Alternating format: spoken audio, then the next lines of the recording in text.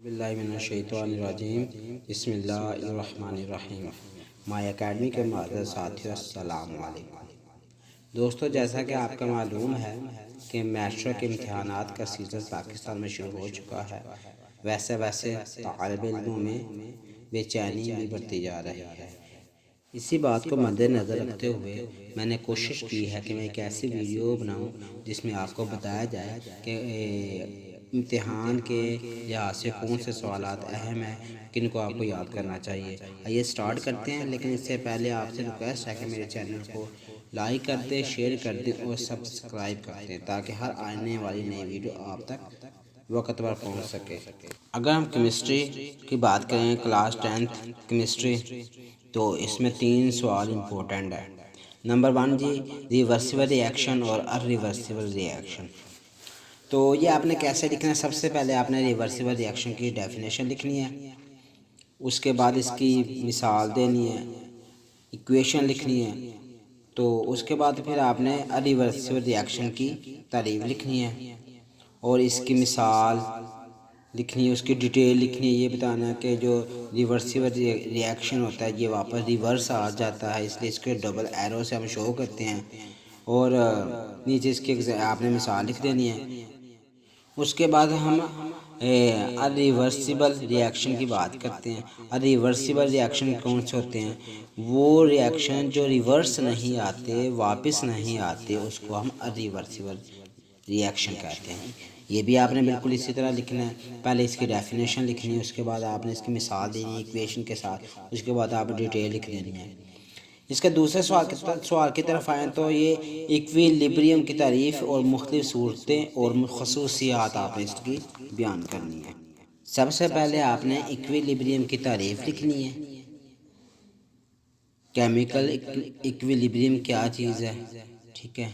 اس کے بعد آپ نے اس کی صورتیں لکھنی، اس کی 2 صورتیں ہیں، ایک ہے جی اسٹیٹک ایکویلیبریم، دوسرا ہے جی ڈائنامک ایکویلیبریم۔ تو یہ دونوں آپ نے اس کی صورتیں لازمی لکھنی اور اچھے طریقے سے ان کو یاد کر لینا۔ اسی سوال کا جو تیسرا پورشن ہے وہ ہے جی خصوصیات۔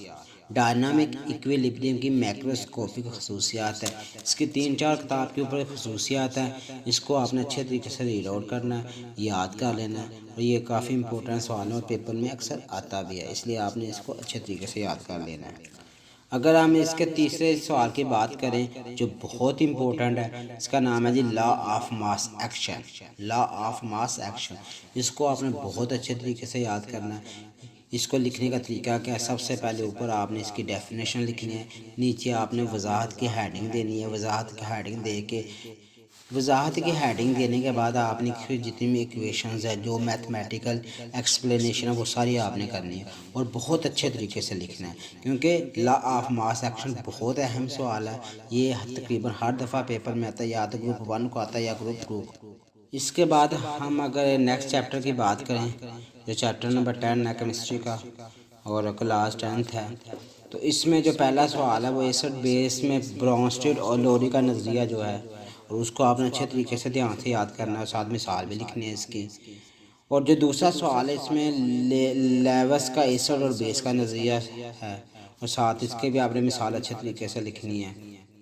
اس کے بعد اگر ہم سوال نمبر 3 کی بات کریں، 3 اور 4 کی، تو ایسڈ کے استعمالات ہیں اور بیسز کے استعمالات ہیں، ان کو بھی آپ نے اچھے طریقے سے یاد کرنا ہے۔ یہ بھی شارٹ میں سوال آ جاتا ہے، لانگ میں اکثر آ جاتا ہے۔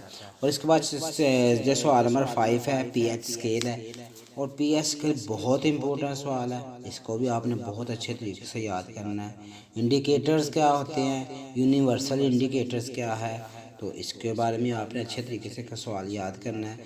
اس کے بعد یہ سوال نمبر 7 ہے، سالٹ کی تیاری۔ یہ کافی لمبا سوال ہے، اگر آپ نے اس کو پہلے یاد کیا ہوا ہے تو اٹس اوکے، آپ سارا یاد کر لیں۔ اگر نہیں یاد کیا ہوا تو آپ نے اس میں ڈائریکٹ ڈسپلیسمنٹ اور نیوٹرلائزیشن کا جو طریقہ ہے سالٹ بنانے میں، اس کو اچھے طریقے سے یاد کر لینا ہے۔ اس کے بعد اگر آپ دیکھیں تو سالٹ کی کیمیکل خصوصیات ہے، طبعی خواص، اور بھی کافی زیادہ اس میں چیزیں انکلوڈ ہیں۔ اگر وہ بھی آپ نے پہلے یاد کی ہوئی ہیں تو یاد کر لیں، ادروائز آپ نے اب یاد نہیں کرنی، ٹھیک ہے۔ یہ دو طریقے میں نے آپ کو بتائے ہیں، ڈائریکٹ ڈسپلیسمنٹ اور نیوٹرلائزیشن کا طریقہ، یہ اچھے طریقے سے یاد کرنا ہے۔ اگر ہم سوال نمبر 8 کی بات کریں تو سالٹ کے استعمالات ہیں، یہ آپ نے اچھے طریقے سے یاد کر لینے ہیں۔ یہ اکثر اس میں سے شارٹ سوال بھی آ جاتا ہے، لانگ بھی آتا ہے، اور ساتھ اس کے MCQs بھی آ جاتے ہیں، اس لیے آپ نے اس کو سکپ نہیں کرنا۔